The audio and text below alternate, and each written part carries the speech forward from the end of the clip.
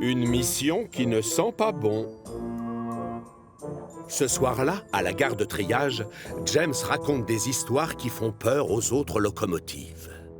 Et à cet instant-là, le train fantôme roule tant bien que mal sur le pont, en réveillant tous les habitants de l'île avec son sifflet lugubre. Ouh, ouh. La majorité des locomotives ne croient pas aux histoires que raconte James. Percy est le seul à les prendre au sérieux et à avoir peur. D'autant plus qu'il passe ses nuits sur les rails pour livrer les sacs de la poste. Et parfois, la nuit, dans le noir, certaines choses ont l'air plus terrifiantes qu'elles ne le sont en réalité.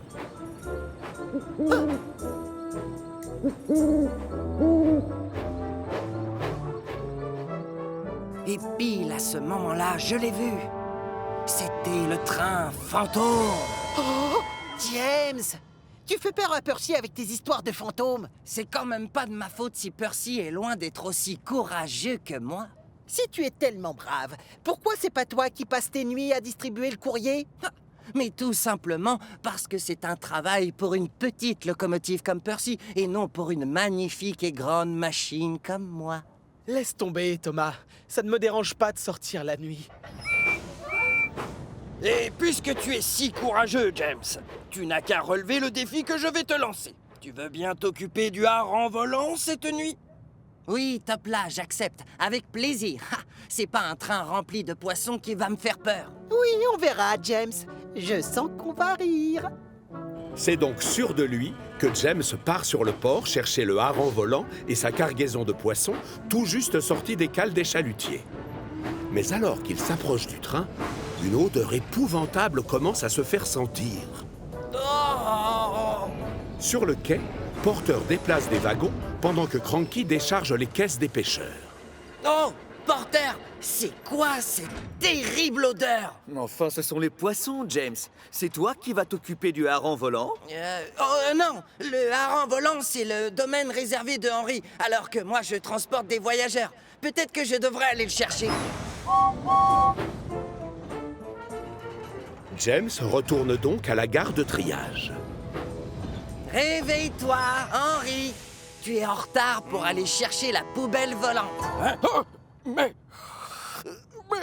tu ne devais pas t'en occuper à ma place cette nuit? Mais non, voyons, tu as mal compris. Pourquoi je m'en occuperais, tu m'expliques? C'est ton train. Moi, je suis bien trop beau pour y toucher. Mais tu avais dit que tu le ferais. Tu devais prouver ton courage. Alors là, je crois que tu as rêvé, mon ami.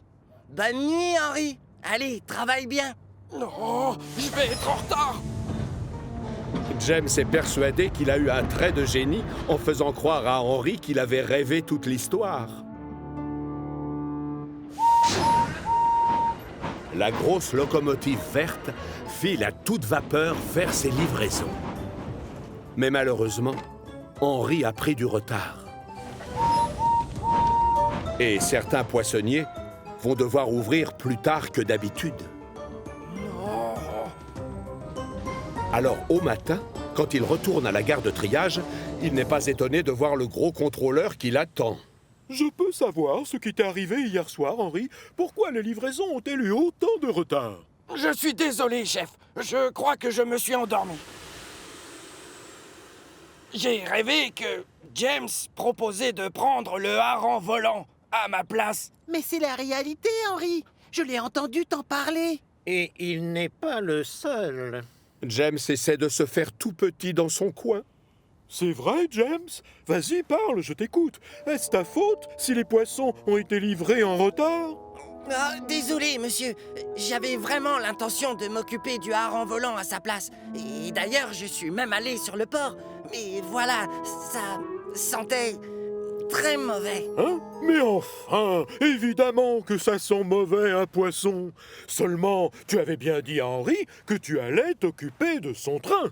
Oui, je sais, chef, mais j'ai cru que si je m'approchais de ces wagons, mes passagers risquaient de se plaindre ensuite si je sentais le poisson pas frais. Je ne veux pas le savoir. Donc ce soir, tu vas te charger des livraisons de poissons. Comme ça, tu tiendras la promesse que tu as faite à Henry.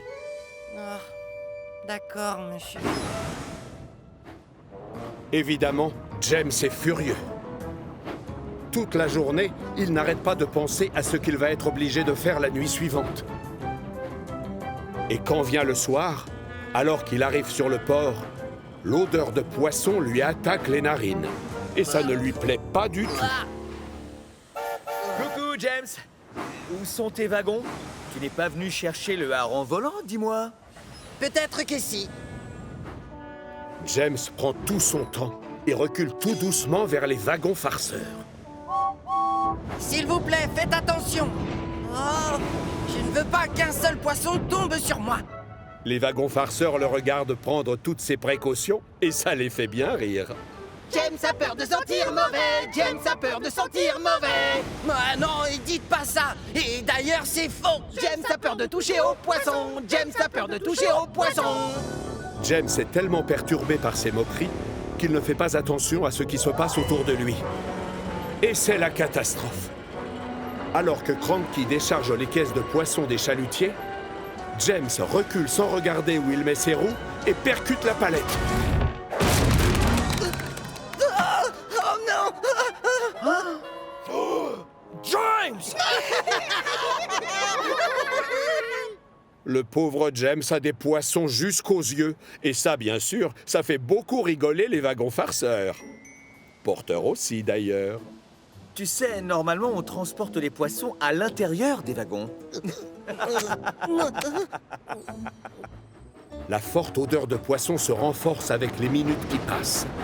Du coup, James file à toute vapeur faire ses livraisons. Et quand vient le matin, à la gare de triage, les locomotives sont réveillées par un drôle de parfum très désagréable. Oh, c'est quoi cette odeur?